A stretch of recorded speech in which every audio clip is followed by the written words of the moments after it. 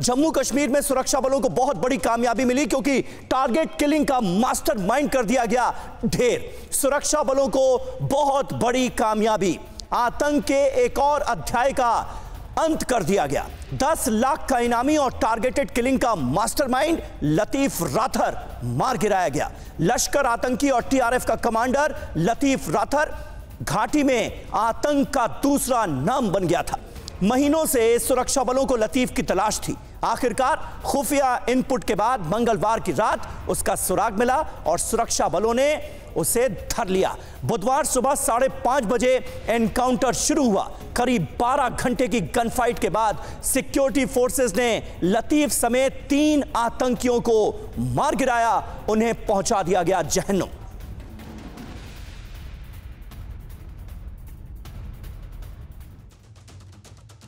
और आइए अब आपको बताते हैं कि आतंकी लतीफ राथर कौन था और किन किन आतंकी वारदातों में यह शामिल था। कितना खूंखार यह आतंकी था, यह जानना जरूरी है।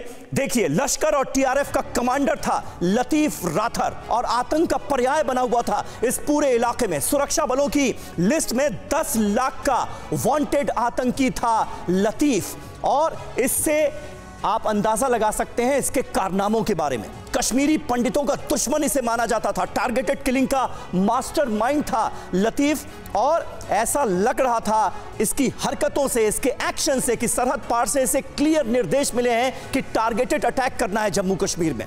सरकारी कर्मचारी राहुल भट्ट की हत्या में भी यही लतीफ नाम का आतंकी शामिल था। याद होगा आपको किस तरह से बैंक मैनेजर की हत्या कर दी थी आतंकियों ने बैंक के अंदर दाखिल होकर। कश्मीरी एक्ट्रेस अमरीन भट्ट की हत्या में भी यही लतीफ नाम का आतंकी शामिल था, मास्टरमाइंड था। 2013 में एसएचओ शब्बीर अहमद की जो हत्या हुई थी उसमें भी यह आतंकी शामिल था।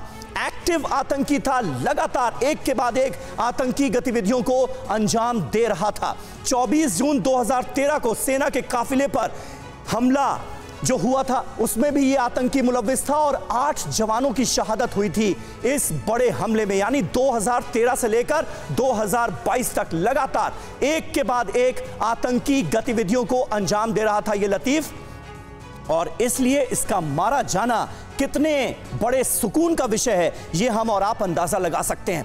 इस बीच एनकाउंटर के बाद एडीजीपी विजय कुमार ने कहा है कि राहुल भट्ट और अमरीन भट्ट को इंसाफ मिल गया।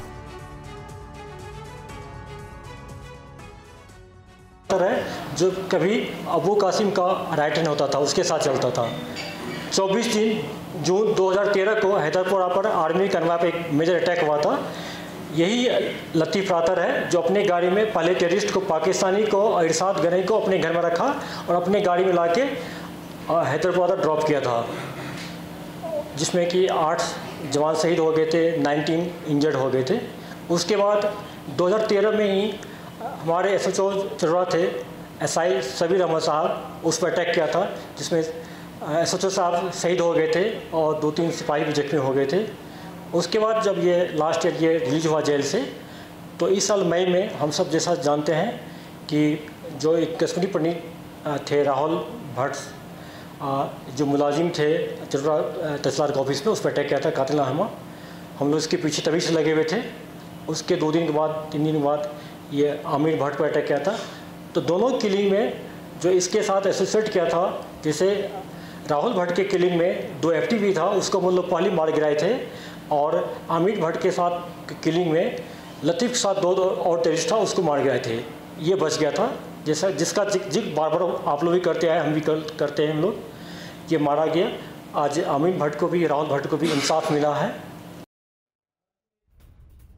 तो देखिए, साफ तौर पर कहा जा सकता है कि हम और आप अपने अपने घरों में चैन की नींद इसलिए सो रहे हैं क्योंकि हमारे सिक्योरिटी फोर्सेस के जो जवान हैं वो मुस्तैद हैं और बुलंद हौसलों के साथ आतंक का कर रहे हैं सामना। इस वक्त 2 बड़ी खबरों पर हमारी नजर लगातार बनी हुई है। राजौरी में 2 देश के दुश्मन मार गिराए गए हैं। बड़ा मकसद इनका नाकामयाब किया गया है, बड़ी साजिश थी जो कि नाकामयाब की गई है। आत्मघाती हमला करने की ये फिराक में थे। दूसरी तरफ लगातार घाटी के लोगों के लिए बड़ी राहत की बात, हमारे 2 रिपोर्टर इस वक्त हमारे साथ मौजूद हैं। अंकित भट्ट लगातार हमारे साथ बने हुए हैं और हमारे साथ महराज भी इस वक्त कश्मीर घाटी से जुड़ रहे हैं। घाटी के लोगों के लिए महराज बड़ी राहत भरी ये खबर है, जिस तरह से अब उन आतंकियों को जो कि टारगेटेड किलिंग में मुलव्विस थे, यानी सीधे सीधे इनका लक्ष्य था, इनका टारगेट था कि आम लोगों को निशाना बनाया जाए ताकि घाटी में खौफ को बढ़ाया जा सके। उन आतंकियों को कर दिया गया है नेस्तनाबूद और उन्हें पहुंचा दिया गया है जहन्नुम।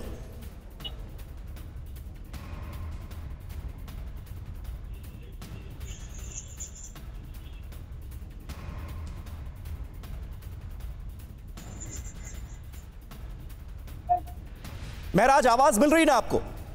बिल्कुल बिल्कुल समीर, बता दें आपको कि जैसा कि एडीजीपी ने कल साफ कर दिया, लतीफ रथर जो था 2001 में इसके खिलाफ पहला मुकदमा, यानी पहली बार इसके ऊपर एफआईआर लगा था। उसके बाद 2013 तक ये जेल में था, उसके बाद फिर से सक्रिय हो गया था। कुल मिलाकर ये भी देखना है कि हाल ही में 2 सप्ताह पहले हमने एक इनपुट जो है अपने दर्शकों को दिखाया था, जिसमें यह साफ किया गया था कि इस लतीफ राथर के पास अब मैग्नेटिक आईडी पहुंच चुका है, जिसमें एडीजीपी ने साफ कहा कि हाँ, ये स्पष्ट हो चुका है कि इसके पास मैग्नेटिक आईडी पहुंच चुका था और स्वतंत्रता दिवस को लेकर ये बड़ी हमले की फिराक में था। तो कह सकते हैं कि इसके मारे जाने के बाद वो हमला भी कुछ हद तक टल चुका है। लेकिन लतीफ राथर की जहां तक बात की जाए तो ये वो मिलिटेंट था जिसने हर एक एंगल पे काम किया था, चाहे रिक्रूटमेंट हो, चाहे लॉजिस्टिक सपोर्ट प्रोवाइड करना हो, चाहे और अन्य जो सहायता देनी होती है, या उस हिसाब से बात करें। अगर हम 2013 के उस हमले की बात करें जिसमें 8 सैनिक जो है वो शहीद हो चुके थे, उसमें भी जो है कासिम जो कि पाकिस्तानी मिलिटेंट था, उसको सपोर्ट देने के पीछे इसी लतीफ राथर का हाथ बताया जा रहा है। और कुल मिलाकर कहे तो ये जो टारगेट किलिंग है, इसके बाद भी कह सकते हैं कि इससे अधिक भी, कासिम के अधिक भी एक सजाद नाम का मिलिटेंट था जिसको इसने लॉजिस्टिक सपोर्ट दिया। तो कुल मिलाकर कह सकते हैं कि नए युवाओं को भी भर्ती करने में इसकी एक अहम भूमिका रही है। और इस हिसाब से अगर देखें तो सुरक्षा बलों के लिए निसंदेह एक बड़ी सफलता है, क्योंकि ऐसे मिलिटेंट को जो कि पिछले 21 साल से सक्रिय हो और पुलिस के राडार के बाद के पास कह सकते हैं कि बच जा रहा हो, और ऐसे में ऐसे मिलिटेंट का मारा जाना कह सकते हैं कि निसंदेह सुरक्षा बल, बिल्कुल सुरक्षा बलों की एक बड़ी कामयाबी है। और कहीं ना कहीं घाटी के लोगों के लिए कितनी राहत की बात है। वो आतंकी लतीफ राथर जो कि लगातार टारगेटेड किलिंग से जुड़ी घटनाओं को अंजाम दे रहा था, टारगेटेड किलिंग कर रहा था, उसे कर दिया गया है ढेर। और ये 10 लाख का मोस्ट वांटेड आतंकी था जिसे बड़गाम में ढेर कर दिया गया और इसका काम तमाम कर दिया गया। राजौरी से जो खबरें सामने आ रही हैं उसमें भी हम देख रहे हैं कि 2 आतंकियों को ढेर कर दिया गया है और बड़ी साजिश को नाकाम किया गया है।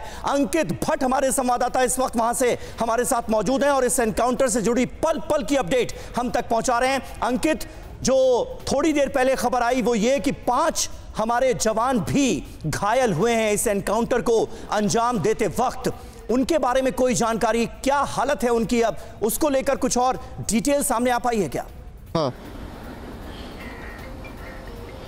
देखिए इस समय देखिए सूत्रों के हवाले से खबर है, लेकिन ऑफिशियल कंफर्मेशन इस समय नहीं है। सूत्रों के हवाले से खबर ये आ रही है, क्योंकि हमें वेट करना पड़ेगा इस खबर को लेकर कि क्या ये सही है कि नहीं।